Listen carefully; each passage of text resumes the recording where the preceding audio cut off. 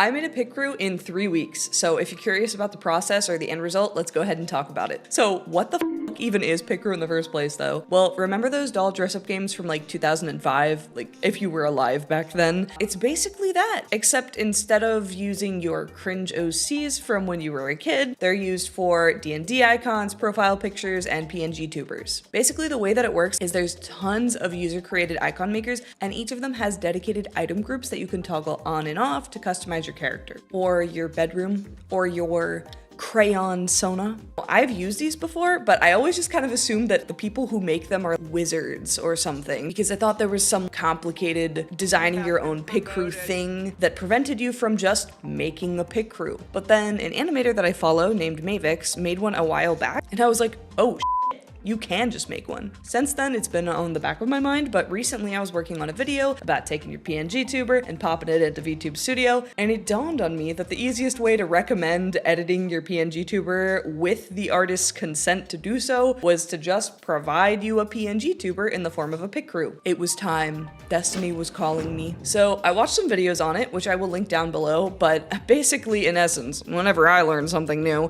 I watch like 2 videos on it, don't really watch them, and then I kind of just start doing it, and then I'm mad because I don't understand, and then I go back. So we're at phase 1 where I've half watched some stuff and I just decided to start drawing. I don't really understand anything, but I know the vibe, you know? We're just at the vibes point. At first I wanted to do something between like half anime, half chibi style, but then I drew it and like honestly I just hated it. So I decided to just go with a true chibi version, similar to the style that I drew my own PNGTuber in. Oh, and by the way, I always have time lapses on for my artwork by default, and for some reason, I don't have the time lapse on for this. So yeah, good job me. I have basically no videos of me drawing, so bear with me here.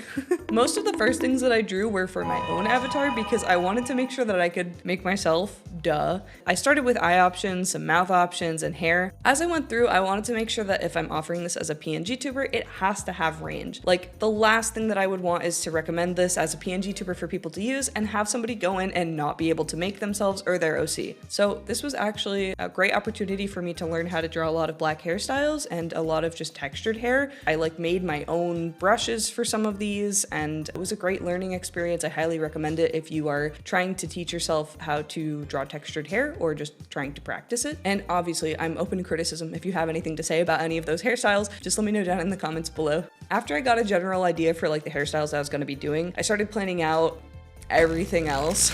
But at this point I realized I gotta go back and use my brain, man. I really gotta watch a video on how this website works.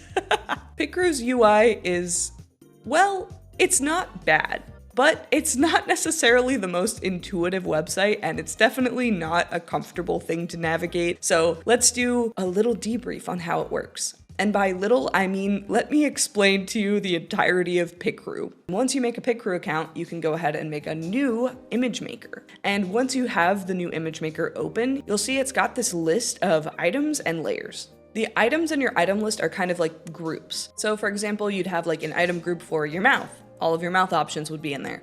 And you'd have an item group for like your eyes. Those can further be organized by layers, which are just like in any art program. So the higher up, the closer to the front of the image the items would appear. So for my Picrew, for example, you have things like the back of the hair, the wings, the wheelchair. Those are all down in the lower layers. And then you've got things like bangs and your horns and accessories on your head. Those things are all going to be on the top layers. However, if you go into the item settings, there's an option for multiple layers within that one item. So this is somewhat like using draw order in Live 2D if you use Live 2D. But if you don't know what I'm talking about, it's awesome for hairstyles with like a front and back component, or even just separating out parts of an item into multiple components. So for example, I've got some items like my jacket and my scarf, and those are split into a front and a back. So no matter what shirt you're wearing with a jacket, the back of it will always layer properly. There's also some hairstyles like these braids, which have a component in the front, which is over the ears and the head, then a component on the scalp, which is behind the ears but over the head, and finally a component behind the head, which is behind both the head and the ears. So if you split stuff like this, it does look awesome and it allows for more versatility with your model, but unfortunately it does take up layers and you do have a limit of 50, so just prioritize and group things based off of how you want to split them. All right, so now that we understand how items and item layers work, and you also drew them all icons, right? And you uploaded them, yeah, now we're ready to upload our first items, right? No. Before you upload, you also have to know all of the colors that you want to include. When you click on the actual item list and look at the item settings, you can see that within any one item, there is a list of all of the PNGs that are the color options for that particular item. It hurts my brain to say that. If we had an item that has one color option and that color option is white, then we go to the item list and that one item will have one slot for that one color option. Every time you add a color option, obviously you'll need a separate PNG for every recolor, and it maxes out at 18. Before you can upload everything, you'll have to go into the item settings and add all of those color options there. So if you have item groups that will share colors, like for example, all of the hair components, then I highly recommend copying and pasting all of your hex codes somewhere, so this process is a little bit less painful. But once you add all of those colors, you can go back to the item list and you will now see that every item will have an option for a PNG for each recolor you just created. Yeah.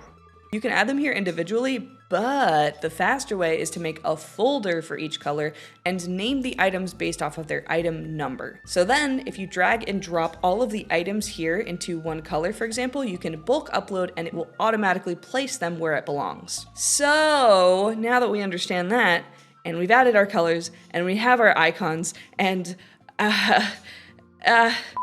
getting back to the hairstyles, I uploaded some tests and it worked. But the problem is that if you have all 18 slots for colors and say like 40 types of bangs, you will be exporting 720 items. 720 PNGs. Yeah. And that's just for the bangs. So naturally, it'll take forever. I think what most people do is they probably use a clipping mask and export every item with each color option and then move that folder to the next item and do the same. So the problem is that when you export an item, you have to save it, like I said, to its own color folder. So for example, if you were exporting a shirt, and you had it in every single color, you would have to export one and place it in a different folder every time, which means that you can't just bulk export everything to the same folder because the items have to share the same item name, if that makes sense. Like for example, if the shirt was number 1, you couldn't export all 18 recolors because every single file would need to be named 1 and you would have to export them all in separate folders anyway. And if you don't do it that way, then you're going to be renaming every single file, which is arguably like worse in its own way.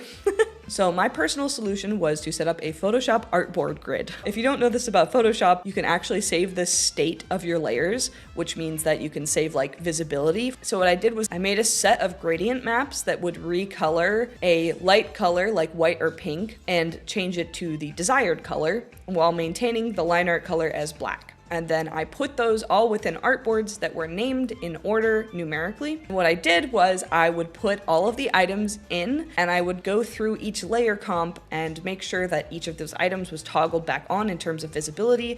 And then I would export all 40 plus items at once. Now the setup for this is a bitch because you do have to go through and do that initial like toggle visibility for every single one of those 40 artboards and change all of the gradient maps, save the layer comp, and do it all over. You have to do that 18 times, but I mean that's what you'd have to do for every single item anyway, so doing it once and then being able to just toggle on a layer comp and export everything all at once was so much easier and it saved so much time for me. So if you have Photoshop, I would recommend doing it that way because it did save me from like 11,000 manual exports, and I'm not exaggerating that number, by the way. Now that I can comfortably and efficiently export items in bulk, I finally felt more comfortable adding a lot more items. So I designed way more things than I should have and added some additional clothing options and accessory options. While I was designing all of these items, I really wanted to think about both VTubers and just normal people.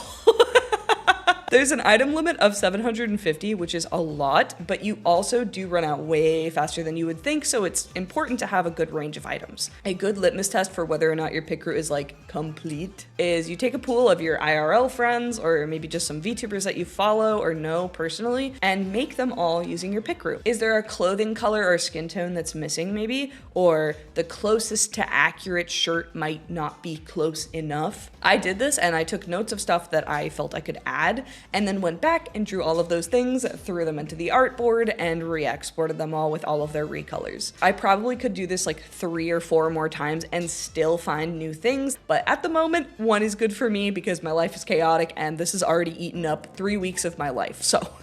Honestly, the uploading it's just as miserable as the exporting is, because you are at the mercy of Picrew's upload speed. Like, I have 1 gig internet and this uploads slow, dude. It is bad. Plus, you can only upload 25 at a time. So if you're like me and you have 60 items, each with multiple layers, it takes a long time. It takes a really long time. Up next, I wanted to do some backgrounds, so I just used the same exporting grid again, tried and true, my bestie at this point. I exported these stars to use for one of the options, and then I made a couple grid options. One was like a pastel one, and the other one is kind of like a cyberpunky neon type. Then I also have a cutesy one with a border and a classic plain and ombre option. I also added some pride flags for any of my fellow gay people out there.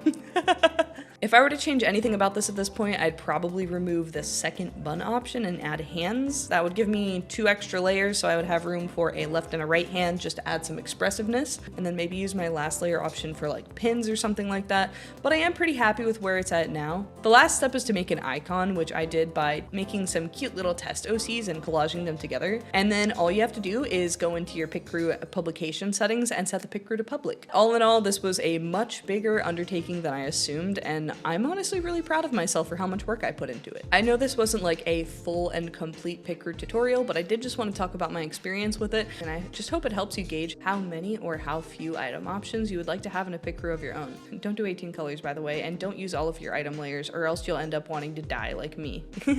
Anyway, thank you for watching, and follow my social media.